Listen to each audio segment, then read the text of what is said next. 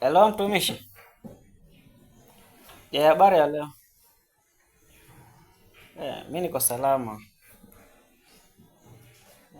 Uko nyumbani ama uko kazi? Ya uko nyumbani. Sasa. Sasa nilikuwa na mazungumzo kiasi na wewe.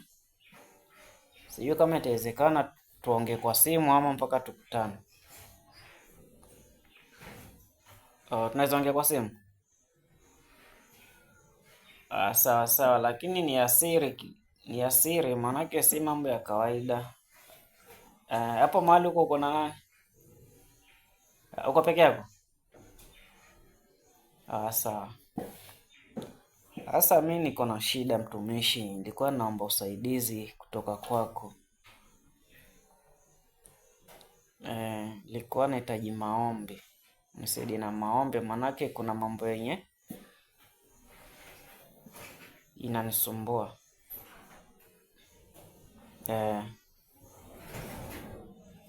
mi niliingia kwa chama cha Illuminati.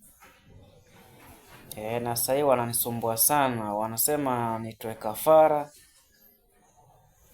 na hiyo kafara ni ya kakaangu, na huyo kakaangu ndiye nimebaki na yeye kwa boma. Sasa sijui itakuwaje hapo. Sasa ilikuwa nahitaji tu saidizi, uniombee ili nitoke kwa chama. Eh, wananisumbua kila siku, wao wananifuata usiku na mchana, lakini sasa leo sijawaona, ila wao wako na mida yao yenye wao wananikujia. Eh, ni maombi tu ili niepukane na wao. Mi sitaki tena mambo ya chama mimi, manake sasa naona yananiletea shida kila siku. Sasa kafara kakangu tena nimebaki na huyo kakangu mmoja. Sasa hiyo nikimtoa mimi sitabaki na peke yangu. Sasa nilikuwa nahitaji tu maombi, uniambie nije hapo saa ngapi, ama leo kesho, manake nimepewa tu wiki moja peke yake. Hiyo ikiisha, hao wenyewe vile wataamua ni hivyo hivyo. Eh,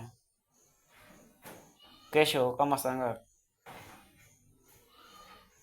Mi niko tayari, hata asubuhi mida yote mi niko tayari, naweza kuja kwako, manake kesho siendi mahali popote. Eh, sawa sawa. Tuombe Mungu.